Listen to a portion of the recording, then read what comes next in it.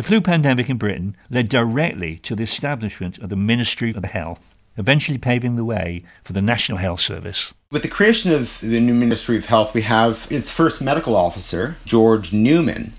And one of Newman's first initiatives was to call for the creation of a report on the 1918 pandemic.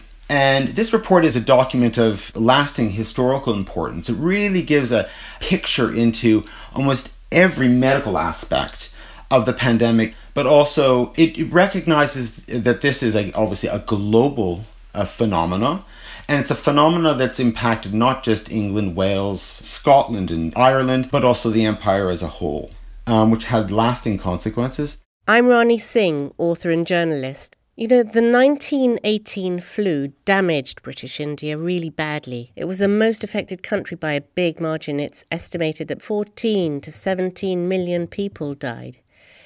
Gandhi blamed the catastrophe on the British rulers, He felt they'd not done enough to help the Indians. The healthcare system was overwhelmed. Newspapers complained that British officials stayed up in the hills during the emergency and that the government had thrown people on the hands of Providence.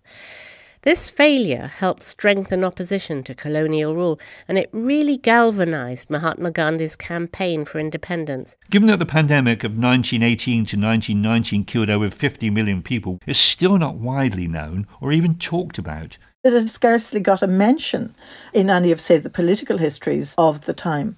In fact, quite often it got no mention at all. The pandemic does feature in Indian literature, most notably by Suryakant Tripathi, who wrote A Life Misspent.